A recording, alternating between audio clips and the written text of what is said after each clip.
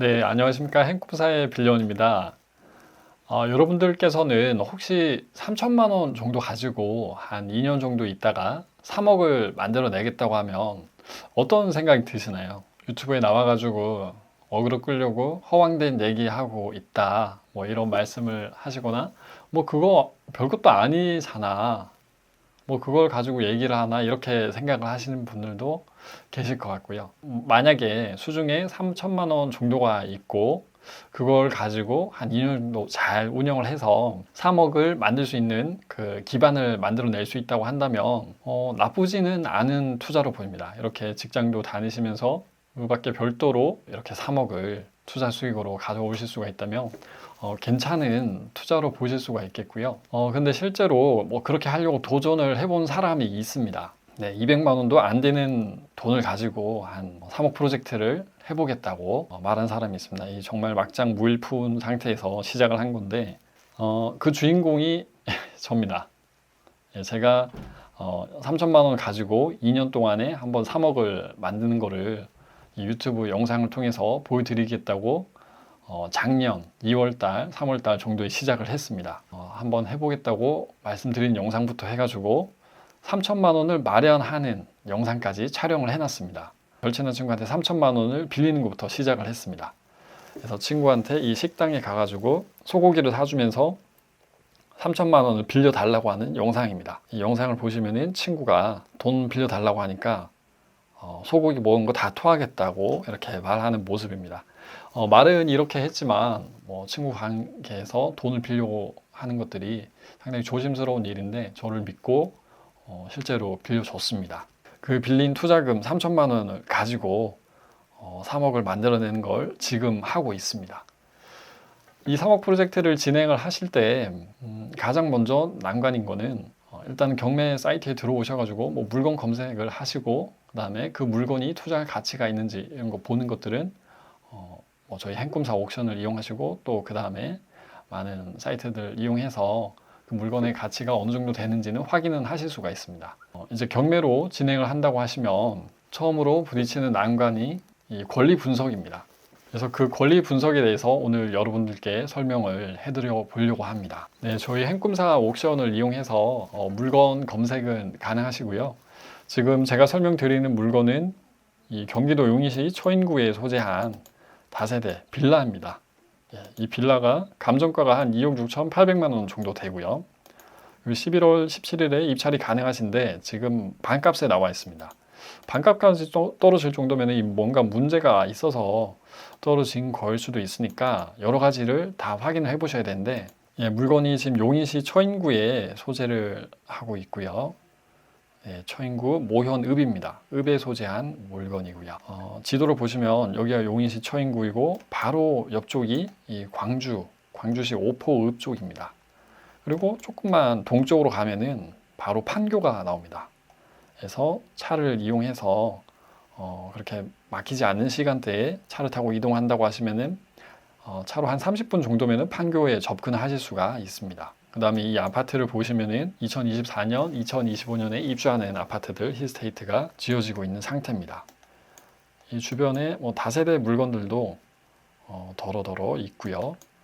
그리고 스카이뷰로 보시면은 중소기업 공장들이 꽤 많이 있다는 것을 확인하실 수가 있습니다. 그래서 이 공장들이 다 정상적으로 운영되고 있는 것인지는 확인을 해보셔야 되겠지만 뭐 일단은 판교 접근성이 좋고 그 다음에 인근에 이 공장들이 많고 하니까 임차 수요가 있을 수가 있습니다. 부가적인 것들은 확인을 한번 해보셔야 되겠고요.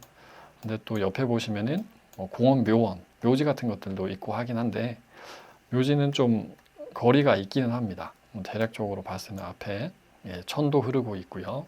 조사를 좀 더 하셔가지고 임차 수요가 좀 어느 정도 있고 이 경매 물건의 최저가 1억 3천만 원보다 뭐 한 5천만 원 정도 이상 가치가 한다고 하면은 한 1억 8천만 원 정도의 매각이 가능하다고 한다면은 지금 최저가 인근에 한번 입찰을 해보실 만한 물건인 거죠. 그러면 뭐 가치 조사는 하셔가지고 입찰을 한번 해보기로 하셨다면은 이제 권리상의 하자를 분석을 하실 수가 있어야 됩니다. 권리상 하자를 분석하실 때는 여기 관련 자료에서 매각 물건 명세서를 클릭을 하시면 됩니다. 일반 매매로 취득을 하실 때는 등기부상의 모든 권리야, 그 다음에 또 임차인이 있다고 한다면 임차인의 권리까지 인수하는 조건으로 매매가 진행되는 경우가 대부분입니다. 그런데 경매 같은 경우에는 돈 받아가는 권리는 모두 소멸을 시켜줍니다.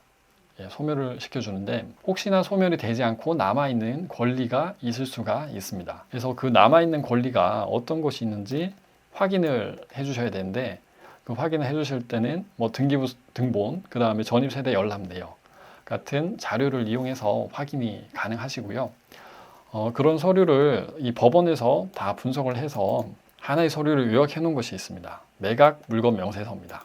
이 서류 하나만 보신다면은 어떤 권리를 인수를 하고 인수하는 권리에서 어느 정도 비용이 발생하는지 그런 것들을 다 파악을 하실 수가 있습니다.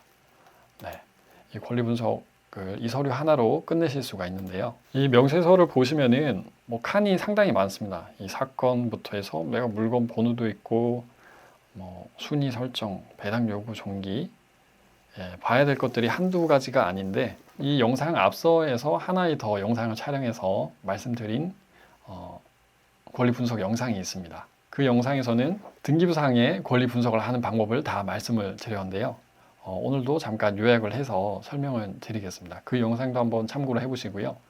이 매각 물건 명세서를 통해서 권리 분석을 끝내야 된다는 것은 제가 지금 법무법인 열린이라는 법무법인에서 근무를 하고 있고요.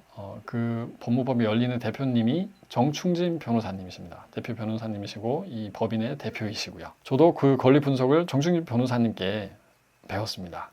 배웠을 때 권리 분석은 이 매각 물건 명세서 하나로 끝을 내면 된다 이렇게 배웠습니다. 그래서 그 방법을 제가 한번 설명을 드리겠고요. 그 다음에 정충진 변호사님께서 촬영하신 권리 분석 영상도 확인을 하시면은 분명히 도움이 많이 되실 겁니다. 경매하시는 분들은 안 봤을 분이 거의 찾아보기 힘들 정도로 많은 분들이 보셨고요. 네, 그럼 저도 별도로 한번 설명을 해드리겠습니다.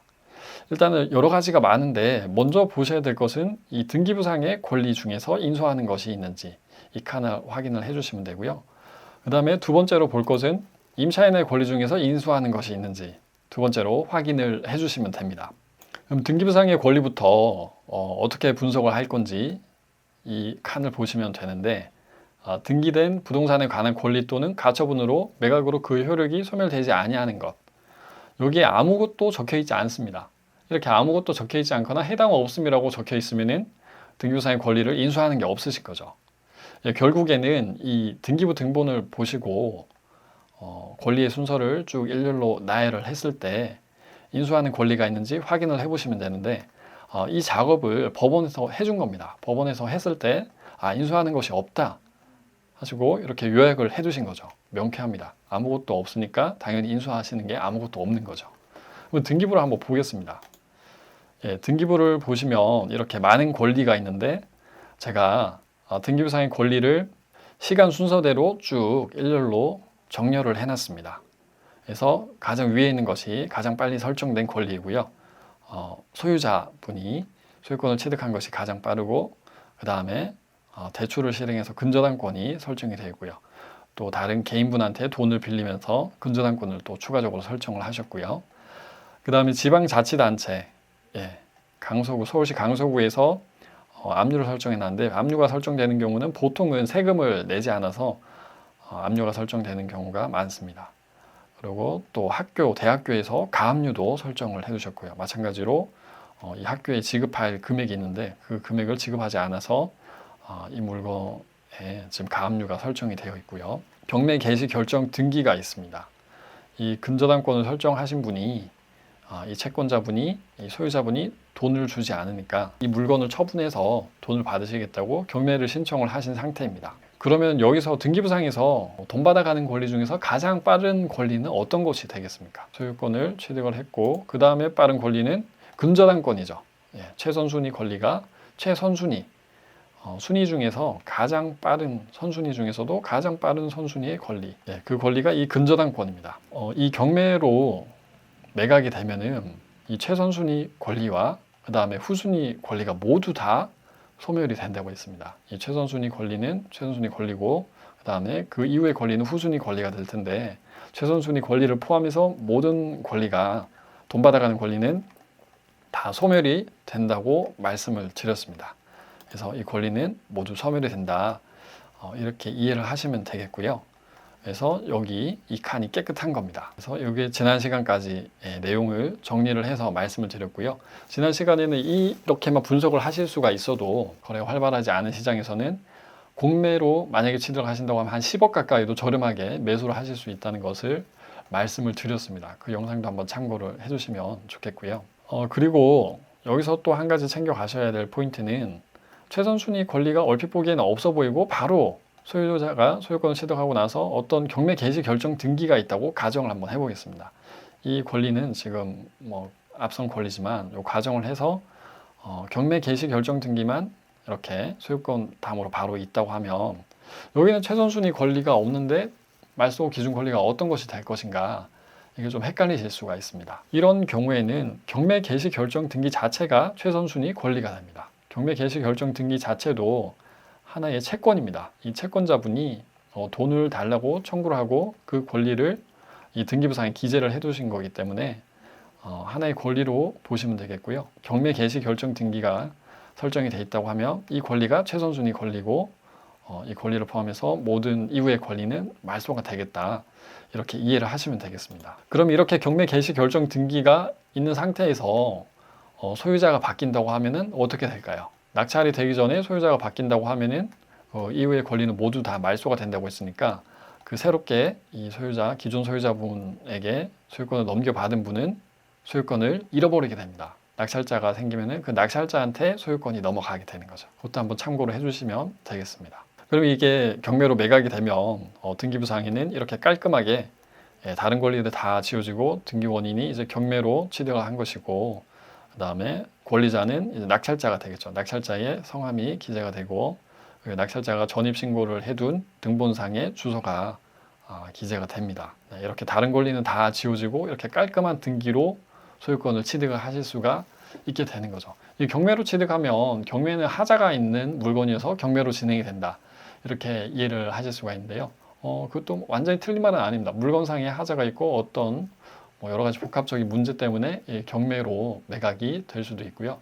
대부분의 경우에는 이렇게 물건 자체의 하자보다는 권리상의 하자가 있기 때문에 경매로 진행되는 경우가 많습니다. 경매로 매각이 되면은 그런 권리상의 하자는 모두 해결이 된 상태로 이렇게 깔끔하게 등기부가 정리가 돼서 소유권을 넘겨받으실 수가 있습니다. 뭔가 복잡하고 이해가 안 된다고 하시면 이 시간상으로 한번 설명을 드려보겠습니다. 이 가로축이 시간축이고요. 그러면은 이 늦는 곳이 가장 최근이겠죠. 그리고 여기 앞서면은 더 과거일 것이고요. 더 앞서서 설정된 권리는 선순위 권리가 될 것이고 뒤에 설정된 권리는 후순위 권리가 될 것입니다. 그래서 최선순위 권리, 돈 받아가는 권리 이후에 모든 돈 받아가는 권리는 다 말소가 된다고 말씀드렸습니다. 이렇게 이해를 해주시면 되겠습니다. 그리고 당연히 낙찰이 되고 소유권이 넘어가면은 기존 채무자의 소유권 등기도 말소가 되고 새로운 소유자가 등기를 취득을 했다고 소유권 이전 등기도 새롭게 될 것입니다. 네, 이렇게 등기부상의 권리는 함께 보셨고요. 그 다음으로 확인하셔야 될 것이 임차인의 권리 분석입니다. 그래서 매각 물건 명세서에서 이쪽 칸을 보시면 되는데요. 이 부분을 한번 설명을 드려보겠습니다. 네, 임차인의 권리 분석을 하실 때는 조금 더 보실 게 많습니다. 등기부상의 권리는 저렇게 한 칸만 보시면 되는데 임차인분의 권리 분석을 할 때는 보셔야 될 것들이 더 많습니다. 가장 먼저 보실 것은 최선순위 설정 일자입니다. 여기 보시면은 이 최선순위 설정이라는 것은 등기부상의 권리 중에서 가장 먼저 설정된 권리가 어떤 건지와 그 권리가 언제 설정된지 표시를 해둔 겁니다. 여기는 권리가 지금 근저당권이 설정된 거고 설정된 시점은 2020년 6월 30일로 설정이 됐습니다. 그리고 나서 임차인분이 권리를 언제 설정을 하셨는지 보시면 되는데 여기 보시면은 점유자 성명이 있고 그 다음에 점유의 권한 이런 것들이 있습니다. 점유자라고 해서 무조건 임차인인 건 아닙니다. 소유자일 수도 있고요. 소유자의 가족일 수도 있습니다. 기재된 내용으로 보시면 점유자가 있고 그 다음에 현황 조사를 했을 때 경매가 진행이 되면은 이 담당자분께서 현장을 직접 가셔가지고 현황 조사를 하게 됩니다. 현황 조사를 하셨을 때 주거 임차인이라는 것을 확인을 하셨고요. 현장을 가셔서 인근의 주민센터로 가셔서 전입 세대 열람 내역을 확인하십니다. 전입 세대 열람 내역을 확인하시면은 이분이 주거 임차인이니까 당연히 전입 신고를 하셨겠죠. 전입 신고가 되어 있다는 사실을 확인하실 수가 있고요. 만약에 상가 임차인이다 라고 하면은 사업자 등록 신청 일자를 확인하시면은 이 점유자가 권리가 언제 생기는지 확인을 할 수가 있습니다. 그 다음에 아래쪽에 보시면은 이분은 정보 출처가 다릅니다. 권리 신고를 하신 거고요. 이 경매 절차에서 이분은 지금 임차인으로서 권리가 있고 돈 받아갈 권리가 있으니까 이만큼의 돈을 달라고 신청을 하신 겁니다. 그래서 권리 신고를 지금 하신 상태이고요. 이분도 임차인입니다. 그럼 이분도 마찬가지로 전입 신고를 언제 하셨는지 확인을 해 주시면 되고요. 전입 신고를 한 날짜로 이 임차인분의 권리가, 그리고 나서 이 임차인분의 보증금이 얼마 정도 있는지 확인하시면 되겠죠. 이분의 보증금을 전체 다 인수를 하게 될 것인지 아니면 이거를 전체 다 고려하지 않으셔도 되는지, 그런 것들을 다 판단하실 수가 있습니다. 임차인분의 보증금이 있다고 하면은 이 경매 절차에서 배당을 받아갈 수 있는지, 그런 것들을 확인하시기 위해서는 여기에 나와 있는 확정일자를 확인을 해 주셔야 되는데요. 확정일자가 있고, 그 다음에 여기 보시는 배당 요구 종기 이내에 배당 요구를 했다고 하면 배당을 받아갈 수도 있습니다. 받아갈 수도 있고 못 받아갈 수도 있는데, 그런 부분들은 좀 뒤에서 더 설명을 드리겠습니다. 그래서 여기 있는 부분들을 다 조사를 해주시면 되고요. 분석을 해주시면 됩니다. 일단은 임차인분에 대해서 권리를 설명해 드릴 때는 대항력이라는 개념을 설명을 해 드려야 됩니다. 이 대항력이라는 것은 임차인분이 이제 전입신고를 했는데, 전입신고를 하고 나서 또 등기부상에 다른 권리들이 설정이 될 수가 있죠. 그러면은 그 등기부상에 다른 후순위 권리보다 먼저 설정이 돼 있다고 하면 이분은 그 권리들보다, 등기부상의 권리들보다 먼저 보호를 받을 수 있게 됩니다. 먼저 보호를 받을 수 있고, 또 이렇게 경매로 매각이 되거나 또 일반 매매로 매각이 됐을 때 소유자가 바뀐다고 해도 이렇게 전입신고를 해두면은 변경된 소유자한테도 임차인의 권리를 행사를 할 수가 있습니다. 그래서 요약을 하면은 후순위 권리자보다 먼저 보호를 받고 변경된 소유자에게도 권리를 행사를 할 수 있는 효력이다. 이렇게 이해를 하시면 되겠고요. 그 권리라는 건 결국에는 보증금을 청구를 할 수 있는 권리가 되겠습니다. 그러면 대항력은 언제 어떻게 발생을 하는지 그거를 확인을 해 주셔야 되는데, 첫 번째로 전입신고가 되어 있어야 됩니다. 인터넷을 통해서나 아니면 주민센터에 직접 가셔가지고 전입신고를 하실 수가 있습니다. 전입신고가 되어 있어야 되고, 그 다음에 그 물건에 실제로 점유를 하셔야 되는 거죠. 출입을 통제를 하실 수 있는 상태가 되면 이제 점유를 하신 것이라고 보시게 되는데, 이 두 가지를 일단 충족을 해야 됩니다. 일단은 기존의 소유자랑 임차인분이랑 임대차 계약을 체결하는데, 그 임대차 계약 중에서 전세 계약을 체결했다고 한번 생각을 해보겠습니다. 그럼 전세 계약을 체결을 하면은 임차인분은 소유자분한테 보증금을 지급을 하게 됩니다. 보증금을 지급을 하고, 그 임차인은 보증금을 지급을 했으니까 그 대가로 그 물건에 점유를 하고 이용을 할 수 있게 됩니다. 네. 그리고 임대차가 종료된다고 하면, 전세 계약이 종료됐다고 하면은 임차인분은 이제 전세 계약이 종료됐으니까 보증금을 돌려주세요라고 보증금 반환을 청구를 할 수가 있습니다. 그러면은 기존 소유자분은 임차인분한테 보증금을 다시 반환을 해야 되는 겁니다. 그러면 이게 당연한 권리인데, 혹시나 소유자가 바뀌었을 때는 어떻게 될까? 보증금을 반환해달라고 청구를 할 수 있을까? 이거를 확인을 해주셔야 됩니다. 소유자가 바뀐다고 해도 보증금 반환은 청구를 하실 수가 있고요. 바뀐 소유자는 임차인분한테 보증금을 반환을 해야 됩니다. 특히 일반 매매 같은 경우에는 임차인분이 있다고 하면, 임차인분이 전입신고가 되어 있는 상태에서 소유권을 취득했다고 하면은 반드시 그 보증금을 반환을 하셔야 되는 거죠. 그 보증금만큼 저렴하게 취득을 하신 게 보통 갭 투자라고 많이 표현합니다. 임차인분의 보증금만큼 시세보다 저렴하게 소유권을 취득을 해 두시는 거죠. 그게 갭 투자가 됩니다. 그리고 전세가 종료가 되면은 임차인분한테 보증금을 반환을 하셔야 되는 거고요. 그러면 이제 여기서 대항력이 없는 임차인과 대항력이 있는 임차인을 구분을 해 주셔야 됩니다. 대항력이 없는 임차인이 전입신고를 할 당시에 등기부상에 먼저 설정된 권리가 있는 경우에는 대항력이 없는 임차인이라고 합니다. 등기부상의 최선순위 권리보다 먼저 임차인이 전입신고를 하셨다고 하면은 이 임차인분은 대항력이 있는 임차인이다. 이렇게 생각하시면 되겠습니다. 그리고 여기서 체크하셔야 될 포인트가 경매로 매각이 되면은 등기부상에 최선 순위로 설정된 권리 이후의 모든 권리는 말소가 된다고 했는데 임차권도 말소가 소멸이 될 것인가 이거를 확인을 해 주셔야 됩니다. 예, 원칙상으로는 경매로 매각이 돼서 소유자가 바뀌게 되면은 임차권도 소멸이 되는 것이 원칙입니다. 그 주택임대차 보호법에 다 명시가 되어 있습니다. 근데 예외적으로는 대항력이 있는 임차인 같은 경우에 보증금을 돌려받지 못한 것이 있다. 뭐 전액 다 받지 못했을 수도 있고요. 일부를 받지 못했을 수도 있습니다. 예, 못 받은 보증금이 있다고 하면은 그 임차인분은 임차권이 소멸이 안 됩니다. 예, 보증금을 돌려받을 때까지 권리 행사를 하실 수가 있는 거죠. 임차인분이 하실 수 있는 것은 보증금을 못 받았다고 하면은 점유를 계속 하실 수가 있겠죠.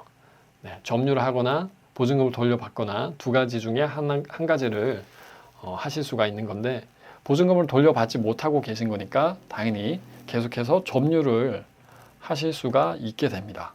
일반 매매에서는 소유자가 바뀐다고 해도 임차권이 소멸이 되지는 않지만 경매로 매각이 되면은 임차권이 소멸이 된다고 말씀드렸습니다. 대항력이 없는 임차인 같은 경우에는 임차권이 소멸이 되니까 낙찰자, 현재 소유자 분께서 임차인한테 보증금을 반환하지 않으셔도 된다는 거죠. 경매는 그런 포인트가 있습니다. 이 임차인분 입장에서는 새로운 소유자한테 보증금을 달라고 청구를 할 수 없으면 난처하지만 임차인분도 기존의 소유자한테 보증금을 달라고 청구를 할 수는 있습니다. 예, 새로운 임차인한테는 청구는 못하지만 대항력이 없는 임차인이 기존의 소유자분한테 달라고 청구를 할 수가 있습니다. 이 부분을 이해를 해주시면 되겠습니다. 그래서 다시 표로 한번 요약을 해서 설명을 드리겠습니다. 대항력이 없는 임차인은 이 전입신고일이 최선순위 권리 설정일보다 등기부상의 최선순위 권리 설정일보다 늦는다고 말씀을 드렸습니다. 그래서 만약에 등기부상에 근저당권이 12월 1일에 설정이 되어 있는데 임차인분이 전입신고를 12월 2일에 했다고 하면 이 임차인분은 대항력이 없는 임차인분이죠. 왜냐하면 근저당권보다 날짜 설정이 늦으니까요. 임차인분의 대항력은 지금 12월 3일에 생긴다 이렇게 되어 있습니다. 네, 임차인분의 이 대항력이 발생하는 시점도 명확하게 이해를 해주셔야 되는데요. 임차인의 대항력이 발생하는 시점은 전입신고를 한 다음 날에 발생을 합니다. 그럼 다음 날이니까 당연히 3일이 되겠고요. 다음 날이 되는 즉시에 생기는 겁니다. 그래서 0시가 되는 겁니다. 그래서 전입신고를 한다고 해서 바로 대항력이 생긴 것이 아니라 다음 날 0시에 생긴다는 것을 이해를 반드시 해주셔야 되겠고요. 그러면은 전입신고를 12월 2일에 먼저 했는데 근저당권이 같은 날에 조금 있다가 또 설정이 된 겁니다. 그러면은 이 임차인분 같은 경우에는 대항력이 있는 임차인일까요? 바로 위에서 임차인의 대항력은 다음 날 0시부터 생긴다고 했습니다. 그럼 임차인분의 대항력이 지금 12월 2일 0시부터 생기는 거니까 이분은 지금 대항력이 없는 임차인이죠. 왜냐하면 근저당권이 더 앞서니까 대항력이 없는 임차인이 되는 겁니다. 전세 사기가 바로 이런 케이스에 해당하는 것입니다. 이 부분을 다시 한번 살펴보겠습니다. 대항력이 있는 임차인은 그렇다면 누구냐면은 전입신고일이 최선순위 권리 설정일보다 앞서는 임차인입니다. 그래서 근저당권이 12월 2일에 설정이 되는데 임차인분이 전입신고를 12월 1일에 했다고 하면 임차인분은 대항력이 있는 임차인이죠. 대항력이 발생하는 시점은 12월 2일이 그러니까 12월 2일 같은 날에 권리가 설정된 거긴 하지만 시간상으로 임차인분이 더 앞설 수밖에 없으니까 근저당권을 아무리 빨라도 그날 0시에 설정할 수는 없을 거잖아요. 그래서 임차인분이 권리적으로 더 앞서게 됩니다. 그러면 여기서 아까 전세 사기가 발생할 수 있는 포인트가 되는 부분, 이 부분을 다시 한번 보시면 이렇게 전입신고를 한 날에 근저당권이 설정이 될 수가 있습니다. 이런 거 같은 경우에는 전세 계약을 하실 때 전세 사기에 해당하는 경우인 거죠. 왜냐하면은 임차인분은 당연히 앞에 권리가 아무것도 없다고 생각을 하고 전세 보증금을 지급을 하고 대항력을 얻고 안전하게 임대차 계약을 체결하려고 했는데 임대인분께서 또 다른 권리를 설정을 해버린 거니까 이거는 사기가 되는 것입니다. 그럼 이런 사기를 피하시려면은 잔금 지급을 하는 시점을 오후 6시 이후로 하시면 조금 도움이 될 겁니다. 왜냐하면 이 근저당권을 설정을 한다는 거는 이 권리 접수를 해야 되는데, 권리 접수는 등기소에다가 접수를 합니다. 권리 접수를 하는 것은 오후 6시까지는 접수를 하셔야 되는 거죠. 왜냐하면 등기소가 마감을 하는 시간이 6시이기 때문에 6시 전까지는 가야지만 근저당권 접수가 됩니다. 그러면 만약에 잔금을 지급하는 시점을 오후 6시 이후로 하시면은 등기부를 열람을 했을 때 만약에 근저당권이 접수가 돼 있다고 하면 그것을 확인하실 수가 있을 겁니다. 그래서 만약에 전세 계약을 체결하거나 월세 계약을 체결한다고 하시면은 혹시나 앞에 설정된 권리가 있을 수가 있으니까 잔금을 지급하는 시점을 조금 시간을 늦추셔가지고 한 오후 7시나 8시, 좀 더 늦으면 9시까지도 중개소장님이랑 임대인분이랑 협상을 하셔가지고 그렇게 조금 늦게 하시면은 등기부를 다시 발급받으셔가지고 혹시나 접수된 권리가 있는지 확인을 하실 수가 있습니다. 권리가 접수가 되면은 등기부상에 표시가 되기 때문에 그 부분을 확인하실 수가 있습니다. 그래서 이렇게 전세 사기를 피할 수 있는 팁을 한 가지 말씀을 드렸습니다. 네, 그래서 다시 이 매각 물건 명세서로 돌아와서 설명을 드리면은 처음에 보셔야 될 것은 최선순위 설정일자, 등기부상의 권리 중에서 가장 빨리 설정된 권리, 이거를 먼저 보시면 되고요. 그럼 이 권리는 근저당권인데 2020년 6월 30일에 설정이 됐습니다. 그리고 나서 임차인분의 전입신고 일자를 확인을 하시면 되는데요. 임차인분의 전입신고 날짜는 이 물건은 2021년 3월 9일입니다. 3월 9일이니까 당연히 이 임차인분은 대항력이 없으신 거죠. 그러면 혹시나 근저당권 설정 일자랑 전입신고 일자가 같다고 하면 어떻게 될까요? 전입신고 일자가 2020년 6월 30일이라고 한다면은 같은 날짜이지만 임차인분의 대항력은 그 다음 날에 생긴다고 했습니다. 그 다음 날부터 대항력이 생기는 거니까 근저당권이 더 앞서게 되는 거죠. 그럼 임차인분은 마찬가지로 대항력이 없는 임차인이 되는 것입니다. 그럼 이분 같은 경우에는 대항력이 없다고 하면 보증금 3천만 원을 낙찰자한테 청구할 수는 없습니다. 차임은 대항력이 있다고 해도 청구를 하실 수는 없고요. 보증금은 이제 청구를 하실 수가 있게 되는데 대항력이 없다고 하면 낙찰자한테는 이 보증금을 청구할 수 없습니다. 그러면은 최선순위 설정 일자보다 근저당권이 설정한 날짜보다 앞서서 만약 2020년 3월 9일에 전입신고를 했다고 하시면은 이분은 이제 대항력이 있는 임차인이 되는 거죠. 그런 경우에는 낙찰자한테 보증금 3천만 원을 청구를 할 수가 있게 됩니다. 만약에 이 경매 절차에서 이 3천만 원을 배당받지 않겠다, 배당 요구를 안 했다고 하면은 그 낙찰자가 반드시 이 3천만 원을 변제를 해드려야지만 임차인분께서 퇴거를 하실 수가 있는 것이고요.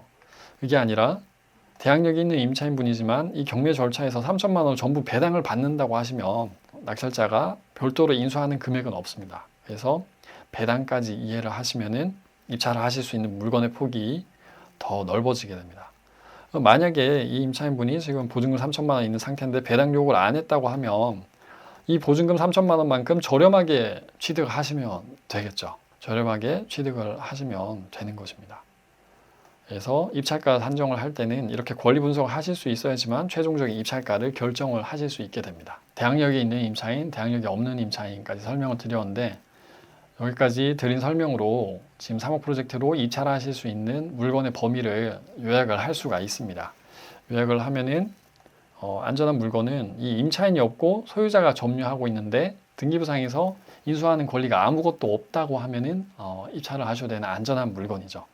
그리고 말씀드린 대로 이 물건처럼 최선순위 설정 일자보다 전입신고 일자가 늦어서 임차인의 보증금을 인수하지 않는 물건, 대항력이 없는 임차인의 점유 물건은 안전하기 때문에 입찰을 하셔도 되는 물건입니다. 권리상으로는 안전한 물건이고요. 그리고 한 가지 더 남아있는 것은 대항력이 있는 임차인이지만 이 경매 절차에서 보증금 전액을 다 배당받는 분이라고 한다면 안심하고 입찰을 할 수가 있습니다. 이 임차인분이 그러면 대항력이 만약에 있다고 했을 때 언제 배당을 받을 수 있냐면 일단은 전입신고는 당연히 되어 있으셔야 되고요. 그 다음에 점유는 하고 계셔야 되겠죠. 그리고 나서 확정일자를 받아 두셔야 됩니다. 이 확정일자를 받아준 시점이 중요한데 다른 권리들보다 먼저 확정일자를 받아뒀다고 한다면 임차인분은 가장 우선해서 이 보증금을 먼저 배당을 받을 수 있겠고요. 낙찰가에 따라서 전체 보증금이 다 배당이 될 수도 있고 아닐 수도 있겠지만 일단 이 물건이 지금 최저 입찰가가 1억 3천만 원이니까 그 정도 이상이고, 만약에 이분이 가장 먼저 돈을 받아가는 권리라고 한다면 충분히 3천만 원 다 배당을 받아가실 수가 있겠죠. 그리고 나서 배당 요구를 해야 됩니다. 배당 요구를 해야지만 배당을 해줍니다. 배당 요구는 언제까지 해야 되냐면 이 배당 요구 종기까지는 배당 요구를 해야지만 이 임차인분에게 배당이 되는 것입니다. 앞서서 보신 것이 지금 비교를 하셨을 때 최선순위 설정일자와 전입신고를 비교를 한 것은 임차인분이 대항력이 있는지 없는지를 확인을 하신 겁니다. 대항력이 있는지 없는지, 그 보증금을 낙찰자가 인수하는지 안 하는지 그것을 체크를 하신 거고요. 그 다음에 배당은 또 별도로 분석을 해주셔야 됩니다. 배당은 이 임차인분이 경매 절차에서 배당을 받아갈 수 있는지 확인을 해주셔야 되는데, 특히나 대항력이 있는 임차인 같은 경우에는 배당을 받아가는 경우라면 대항력이 있다고 해도 입찰을 하시면 되겠죠. 그 분석을 가능하시면 입찰을 하셔도 되고, 또 다른 물건도 대항력이 있는 임차인 같은 경우에 배당을 받으면 입찰을 하시면 되겠습니다. 그래서 그 배당을 결정하는 것이 이 확정일자라고 말씀을 드렸고요. 그 전제는 일단은 전입신고가 되어 있어야 된다고 말씀을 드렸습니다. 그리고 이 확정일자를 부여를 받으려면은 주민센터나 등기소로 임차인분이 가셔가지고 그 계약서상에 도장을, 확정일자 도장을 찍으셔야 됩니다. 말 그대로 임차인분이 이 계약서에 언제 도장을 찍었는지, 그것이 확정일자입니다. 이 확정일자가 등록이 되면은 공식적으로 임차인분이 돈을 받아가는, 배당을 받아갈 수 있는 시점이 결정이 되는 것입니다. 그래서 이것을 우선 변제권이라고 하는데, 만약에 이 임차인분이 돈을 받아가는 순서가 부여가 된다고 할 때 다른 권리들보다 후순위로 돈을 받아가는 권리보다는 우선해서 돈을 받아갈 수 있다고 해서 우선 변제권이라고 하고요. 그러면 우선 변제권이 임차인분에게 부여가 되기는 하지만 먼저 설정된 다른 우선 변제권이 있는 권리도 있을 수 있잖아요. 대표적인 것이 근저당권입니다. 그래서 그런 근저당권보다 만약에 늦는다고 하면은 또 배당이 안 될 수가 있습니다.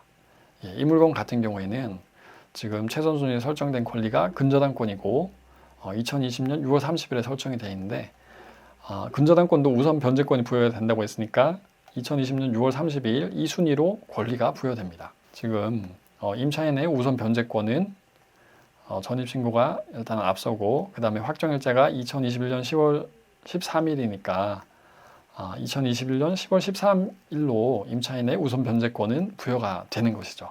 그러면은 근저당권의 우선 변제권보다 임차인분의 우선 변제권이 더 늦습니다. 그러면은 근저당권이 다 변제가 되고 나서 남은 돈이 있어야지만 임차인분한테 배당이 될 수가 있는 것이죠. 네, 처음에 이 배당에 대해서 설명을 들으시면 조금 이해가 안 되실 수가 있습니다. 그래서 먼저 입찰을 하실 때는 이렇게 최선순위 설정일자랑 전입신고를 비교를 하셔가지고 대항력이 있는지 없는지 판단하셔서 대항력이 없는 물건만 먼저 입찰을 하시면 되겠고요. 그 다음에 추가적으로 또 대항력이 있는 임차인분이 배당을 받아가는 경우에는 입찰을 하셔도 되는데, 그것은 좀 추가적으로 별도로 공부를 하시거나 아니면 또 이 영상에서 많은 분들이 요청을 해주신다면 제가 또 별도로 자료를 만들어 가지고 또 설명을 해드릴 수 있도록 하겠습니다. 오늘 이 권리 분석이 처음에 접하셨을 때 바로 이해가 안 되실 수가 있는데요. 이 영상을 조금 반복해서 보셔도 되겠고요. 아니면 저희 정충진 변호사님께서 설명해 주신 더 깔끔하게 명확하게 설명해 주신 영상도 있습니다. 그 영상을 보셔도 되겠고요. 이렇게 사목 프로젝트를 시작하시면서 처음으로 난간으로 겪는 권리 분석에 대해서 좀 정리를 해드렸습니다. 소유자가 점유하고 있는 물건이나 대항력이 없는 임차인 물건으로 입찰을 하시면 되겠습니다. 네, 오늘 준비한 영상은 여기까지고요. 이 영상이 도움이 되셨다면 구독과 좋아요 부탁을 드리겠습니다. 저는 행꿈사의 빌런이었습니다. 고맙습니다.